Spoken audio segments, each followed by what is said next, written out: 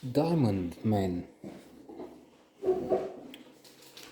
The perfect movie in that it is not grandiose, it's not a mega production, it didn't smash the box office. Indeed, it's it would be interesting to see where it's available. Anything is out there on the internet. Not but it can take time. For instance, I was looking for the Bader Meinhof complex on HBO. We have a subscription. We have access on HBO Max.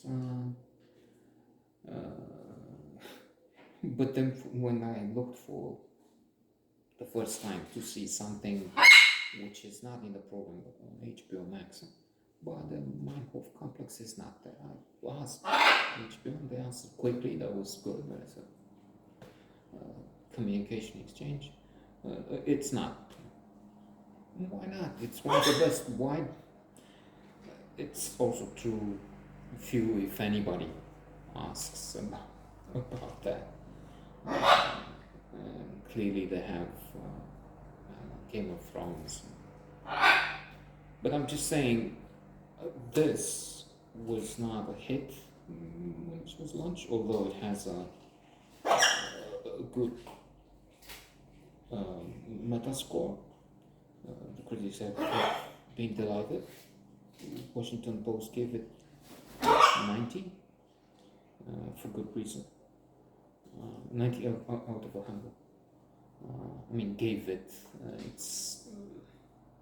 They have some algorithms now, and I guess they look at reviews and conclusion according to the terms used, and comes out on this Metascore.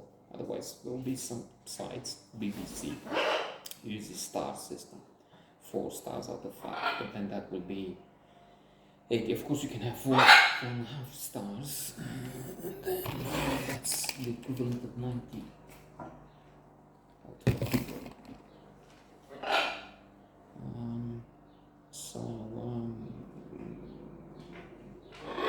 This should be on one of those networks. And then, of course, I also looked. I tried for a few movies from the New York Times' best 1,000 movies. It's on Netflix. No, didn't find. For some reason, in fact, they keep suggesting the same. I mark them as I like the movie. I like the movie because I've seen it. This one I didn't like. When the ones I didn't, I put it as thumbs down. I don't think that they placed them all of them, but the ones I like, as if, yeah, I like to see that, but if I like to see that, I put them on my list. But it's not the perfect system, but that perfection is not there, and we shouldn't look for it. Should be satisfies us, not maximizes. Satisfies us are those who try for the best thing and then move on. Maximizers are those who look for perfection, and then since that's not there, they keep grumbling. So Diamond Man, simple but excellent. It's not pompous, it's not flashy, but splendid performances. Robert Forster, seen by the cinephile in Jackie Brown, where he has an important presence and shows how good he is. In fact, I will note next on something with John Chen, and this is when it's obviously also now compare Robert Forster with something like that. And how come you have such glorious actors and they're forgotten? Last he died, and yes, they they contributed to some excellent movies and they've been noticed, but public at large has no idea. One in a million knows about this one of them. Then you have Diesel, you have The Rock, you have Chennai. People with little to no talent when compared to such masters of the game. Anyway, Robert Forster is Eddie, and then very talented Donnie Wahlberg. I'm wondering if there's a connection. Is Bobby. Eddie has had 30 years of work in the field. He has to teach Eddie. I'm sorry, Eddie has to teach Eddie. Eddie has to teach Bobby. Eddie is being retired. Would remind us of Death of a Salesman. Only here we have, spoiler alert, reverse, an opposite ending.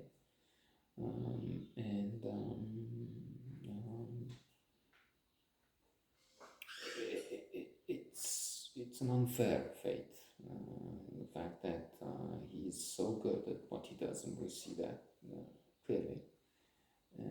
But because of his age, and because of bad strategy, because he could still be there.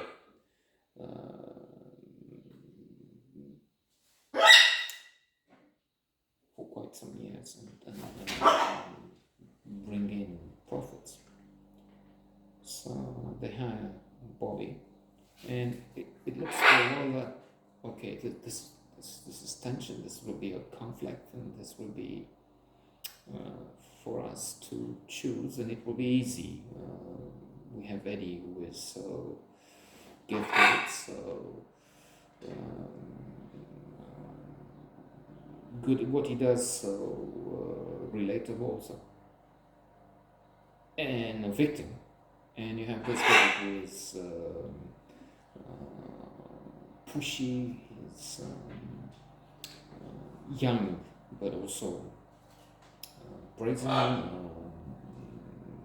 rude at times. He's doing the wrong things, he interferes in the discussion and saying the wrong things when Eddie is communicating with various clients.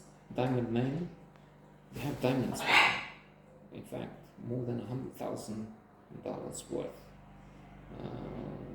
which will not be close to $500,000 now, but still with inflation, that it will be probably way more than double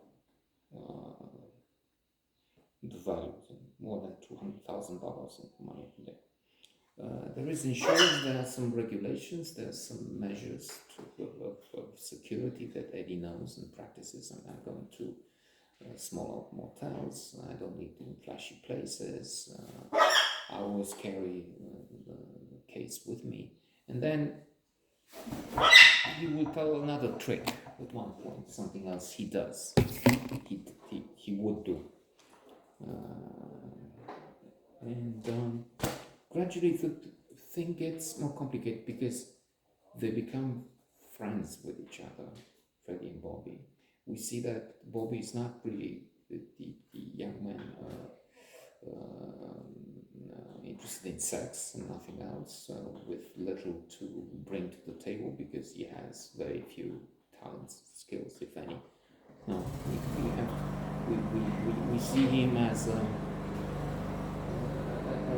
gentleman, it's kind, interested in Eddie, sees that Eddie is lonely, he needs a companion, and takes him to a house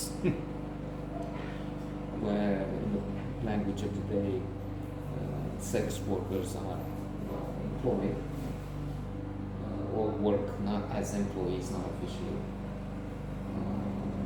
That would be legal in all places in America, except I think it's Nevada. And even then, it would be according to regulations. So, now that we reach the end and maybe we have nobody left looking, spoiler alert, especially since chances of you seeing this and then trying to find it, to watch it, times more when finding it. It was just on one of the obscure channels here. So I'm on HBO, not on Netflix. And what happens is they're robbed.